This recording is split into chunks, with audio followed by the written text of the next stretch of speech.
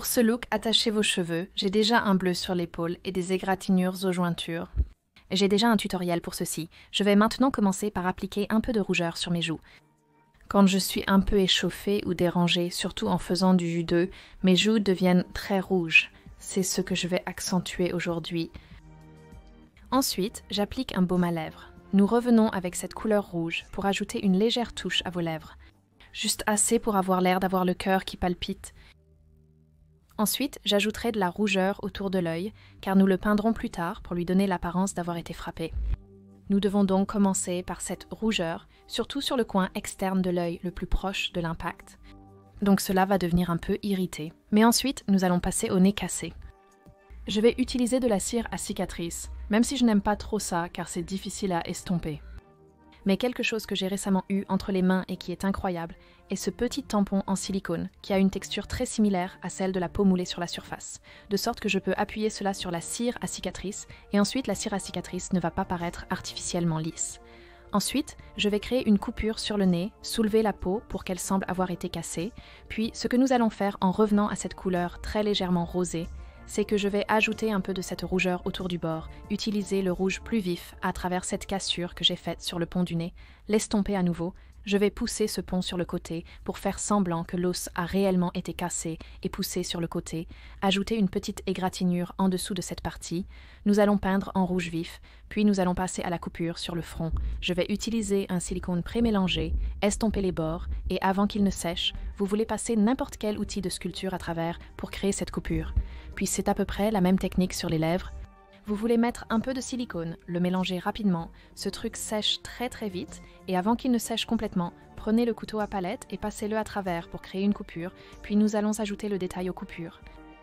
Nous allons commencer avec un rose très pâle sur la roue de coupe, puis passer à un rouge vif à travers les coupures. Sur la lèvre, vous voulez ce rouge vif, un peu de rosé autour, mais je vais le faire de manière opposée à l'œil. Je vais commencer avec ce rouge vif, puis le recouvrir avec le rose. Et je vais essayer de faire une sorte de forme de C. Vous devez penser à la direction dans laquelle vous avez été frappé, de sorte qu'il y aura une forme de C autour de l'endroit où le bord du poing a frappé la lèvre. Je vais repasser sur la coupure de la lèvre avec ce rouge vif, puis ajouter ce qui reste sur le pinceau juste le long de cette courbe de mon œil, et ensuite le fondre. Nous voulons rendre cet œil beaucoup plus irrité qu'il ne l'est actuellement.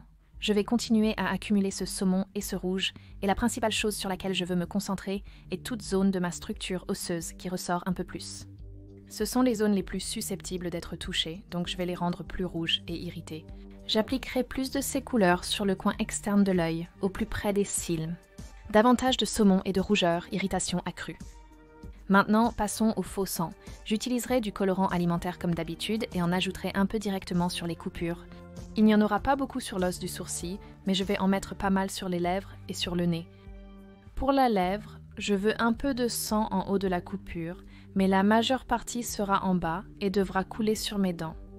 Le colorant alimentaire est sûr pour la bouche et a un meilleur goût que la plupart des faux sangs. Pour le nez, je mettrai du sang au centre et en ferai couler un peu. Voilà le résultat. Passons maintenant à la partie plus salissante, mais facile. La fausse sueur. On peut utiliser de l'huile pour cheveux, ce que je vais faire. Du côté positif, après le lavage, mes cheveux devraient être en bonne santé. Et je vais principalement ajouter cela un peu sur les cheveux, mais surtout autour des racines, car c'est la partie où cela se voit le plus. Quand vous voyez quelqu'un transpirant beaucoup, les cheveux collés au front, c'est l'effet que nous voulons reproduire.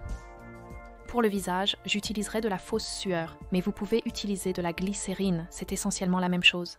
Et vous voulez l'appliquer principalement sur les points forts de votre visage. Mais si vous voulez y aller à fond, appliquez-le partout, mais je vais principalement me concentrer sur le centre du front, les joues, l'arc du nez et le menton, mais à part ça, vous avez terminé.